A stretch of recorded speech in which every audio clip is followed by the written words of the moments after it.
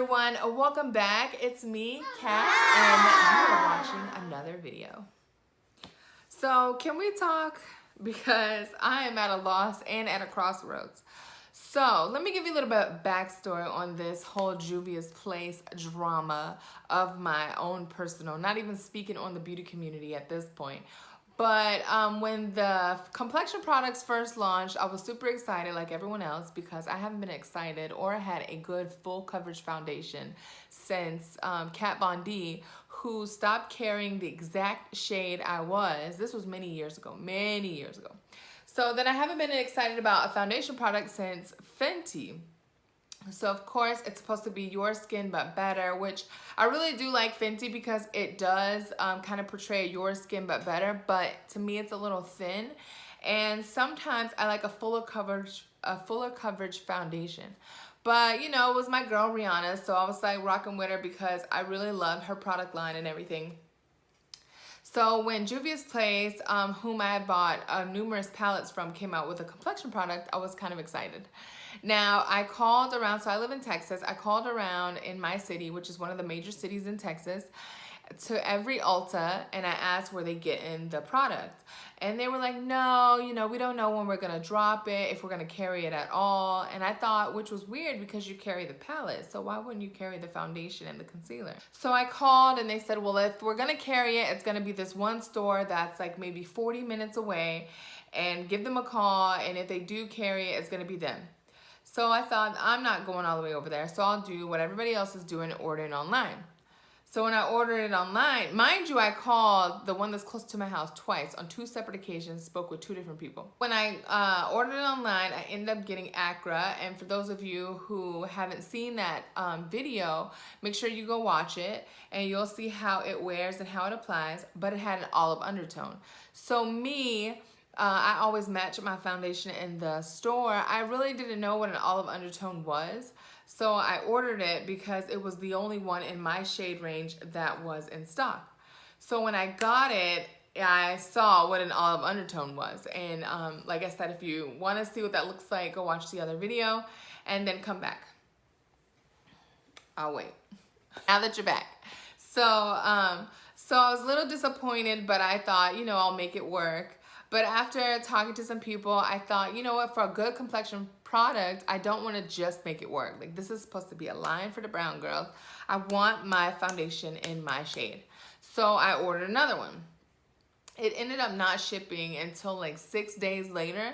So I just pretty much had given up, and I'm gonna just stick with Fenty. We were out shopping one day, and I was going to the mall convincing myself that I was only gonna get a pair of jeans.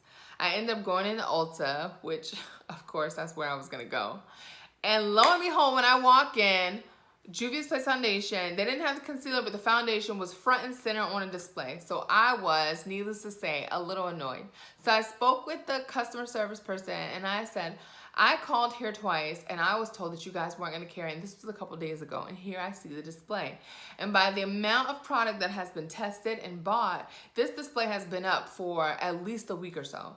She's like, well, you know, the usual, I don't know who you spoke with, but if you had called here, and I said I did, I showed her my phone, my records, but I was like, it's not that deep. I just want you to know that people are calling, and this is what the information they're getting.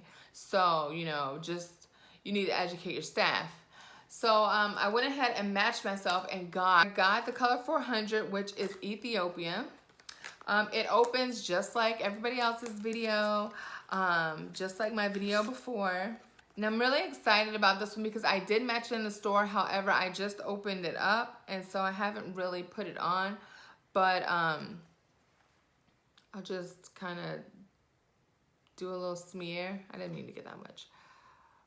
But if we go on this side, my beauty blender is not wet, but you can see how that has no olive undertone and just melts right into my skin. Needless to say, I don't need to say it, but I am in love with this foundation. You hear me? I am in love with this foundation. This is a full coverage foundation. Like, you can't see anything, not that I had like, you know, blemishes or whatever, but I do have sort of discoloration on the bottom half. But this reminds me of Fenty, just a fuller coverage on the first pass. Like this, Fenty achieves this, maybe 2 passes, 1.5. This achieved it on the first one. Now, I do still love Fenty, don't get me wrong, but I am in love with this full coverage. Now, those are 2 different types of foundations. One's a more medium to light coverage. This is a full coverage foundation. So as far as full coverage foundation, this is it. As long as they carry this exact one, this exact shade, like they have a customer for life. With that being said, I did tell you that I did order the shade 350 Somalia online because I was under the impression that Juvia's Place was not gonna carry it here. And so it finally came, of course, like, I don't know, maybe 2 weeks later, 2.5 weeks later. Now this is one shade down. And this is the second one right here. So you can see they're very similar. I'll use another side of the Beauty Blender and another side of my face. And this one, in my opinion, is very similar. I would say I could use 350 and 400 like interchangeably. Like to me, I can't tell the difference between this and between this. And if I was to swatch them on my hand, this is the 350 and this is the 400. Like to me, those look almost identical. Even if I'm looking down on it on my hand, those look almost identical to me. So on my skin, like I said, I can't tell the difference between the 2 of them. So regardless if they have 350 or 400 in stock, I believe that I can buy either one of those and I will be good to go and not have any undertone issues or anything like that. Now, on to Juvia's Place itself. I did end up getting a palette as well. I got the Warrior, and we're gonna take a look at it. I have not opened it. So this is what it looks like. We're gonna open it up together. And here she is. I love this color because this is sort of my comfort zone when I'm doing makeup. You have you have different shades of browns and you have what looks like a black, but this is a very, very dark brown. It's called Minnow. And then you have a lot of the colors that complement each other. So different tones of brown, soft pinks, like these 2 colors. Saucy and Morami are more of a soft pink color. The Morami is more a shimmery pink. And then you have Benign, which is like a really deep kind of pink color, which is also shimmery. So I'm really excited. I'll swatch a couple for you. This is the Benign. This is the Morami. Look at that. Look how bright that is. This is the Amina. And this is the Ida, I think it's pronounced. Look at that. Those are gorgeous. Gorgeous. All right, guys, so I know it looks like I did a wardrobe change, but that's because I had some visitors and it's now a day later. So now I am showing you guys. So while we were at Ulta, my husband bought me this James Charles palette, which I didn't know, but it was like a late Mother's Day. Because it's really hard to shop for me because I just sort of get things as I want them. Like I just buy them myself, so he never knows what to get because I'm always just getting it. But I just opened it. So I'm kind of excited to try all of these colors, although they do remind me a lot of what's in Jaclyn Hill's palette, even though some of the colors are different, but they do kind of give me a Jaclyn Hill palette vibe. So I'm excited about that, even though amidst all the controversy, I don't like wasting money nor makeup. So we will get into that at a later date when I have time, the will and the want to play in this makeup. Also, the sheet that came off was just sort of the names of the colors that are on there, if you can kind of see them. Yeah, I don't really pay attention to the names of the color. It's just like a brown is a brown, a pink is a pink. You know what I mean? So to the drama at hand, I cannot, this cancel culture, I cannot. Although, so let's just say, I'm not new to this, even though my YouTube is kind of new, this one. Juvia's Place, way back when, used to be like, no one really knew of it, but they had really good pigmented colors. But they used to have really bad customer service. And I would watch, you know, people review their palettes, but I also would just sort of do my own investigation on the internet, YouTube, and it would get mixed reviews. Some people would say, hey, the palettes are great, but the customer service is bad. You can't return anything. They're rude, this and that. But you know, as time goes by, you just kind of get tired of those tired old pigments and you want something like super vibrant. So, you know, it's like a hair review. You're like, oh, well, maybe they're just haters, so I'll just order it myself. But every palette that I have got from Juvia's Place has never been cracked. It's always arrived. It's never like taken an extremely long time. So I can't personally say that they've done something to me. The only thing I can think of is back when I had my other YouTube channel, I asked them, hey, what's the qualifications to be an ambassador? Because I do have you know, about 26,000 followers on Instagram. So I was just saying, hey, can I get like a discount code or something like that to just do some promo? And they were just saying, you know, pretty much they don't give out promos and, you know, everyone has to buy it themselves. It wasn't rude, but it wasn't like, you know, what you would expect from a company that still wants your business. You know what I mean? So I was kind of over it at that point. Back then, I don't know if I was hip on Jackie Aina and Alyssa Ashley. I think I was just watching other smaller YouTubers. I was more into hair back then. So over the years, minus the two palettes that I just bought, which I think are these two that I show you on other videos, I have all of these palettes. These are all the palettes that I have bought from Juvia's Place. A total of 5.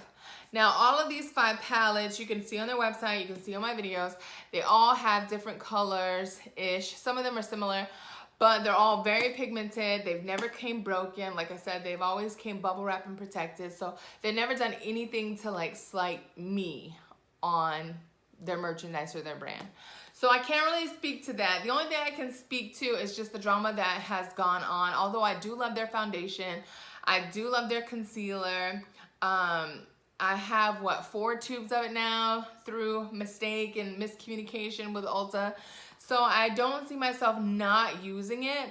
I have probably 30 to 40 palettes of makeup that I don't really use because it's so hot here. It's hard to like get up and put on a full face, which is what I'm used to wearing where I moved from.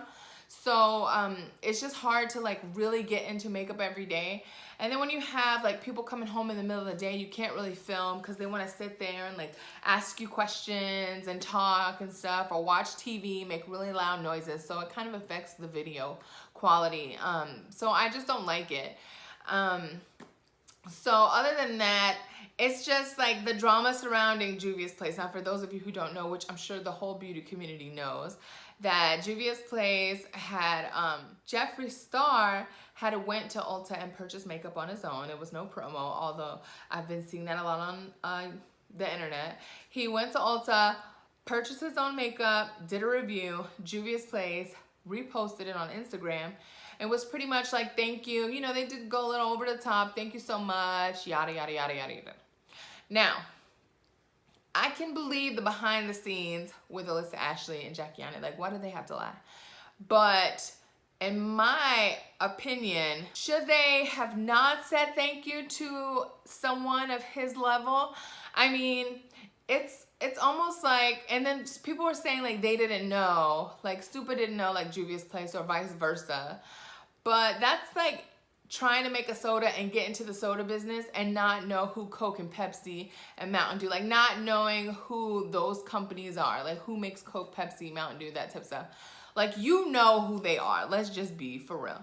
You know who they are. You know the controversy behind them. Never in a million years would I open a business and repost someone and not do a little investigation. Like, if you just Google first name, last name, positive, first name, last name, negative, or controversy, like it will pull up everything. So it's a hard sell to me to believe that you didn't know. You were probably just trying to maybe kiss a little ass, or like, not brown nose, but you didn't want to slight someone who kind of holds a lot of weight in the beauty community. That I get. But you are a melanated brand, so you say.